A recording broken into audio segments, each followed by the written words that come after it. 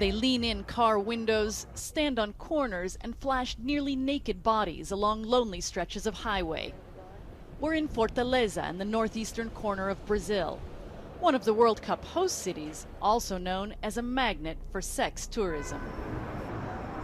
Prostitution is legal here if you're 18 or over. The problem is many of the girls working these streets aren't. Jusileiji was one of them.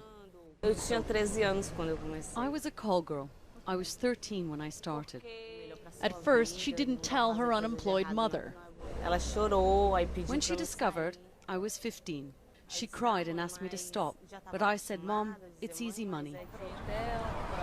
Jusileiji, now 21, takes us to the beach bars where she used to pick up foreign tourists. At night, we see tables full of older foreign men and young women in skimpy clothing who negotiate prices or give out phone numbers. Now that hotels have barred girls under 18, clients rent apartments or head to so-called love motels.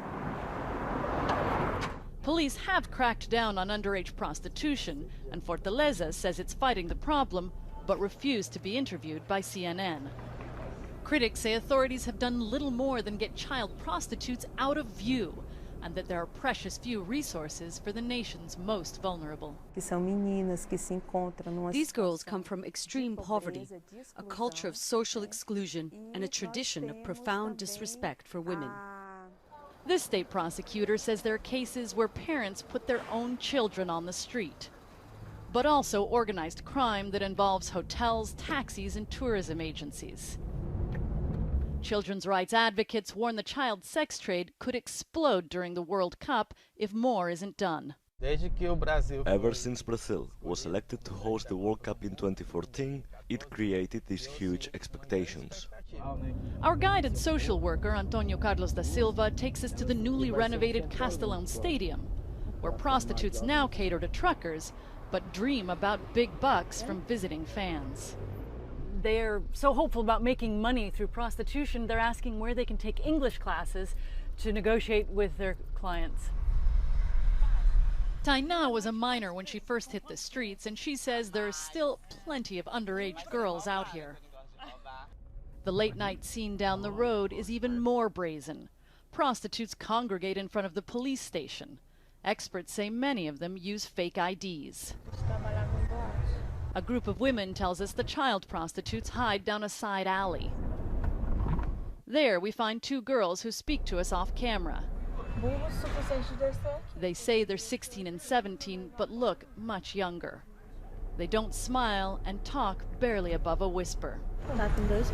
I've been doing this for 2 months, says one girl. We use the money to buy things we need, clothes and school supplies, says another. We just talked to a couple of girls who openly admitted they're minors. One of them said she's doing this just so that she can eat, and they both said they don't have pimps or protection. If they don't get paid, they have to walk home. Here, it's just so many tragic stories. Some girls even tell us they stayed on the streets through teenage pregnancies. A handful of non-profit groups are helping. Vida Vida provides victims of sexual exploitation basic schooling and job training. They helped Jusileiji get an internship at a bank. But she says where she comes from, the sex trade is easy money, and the World Cup promises even more of it. Shasta Darlington, CNN, Fortaleza, Brazil.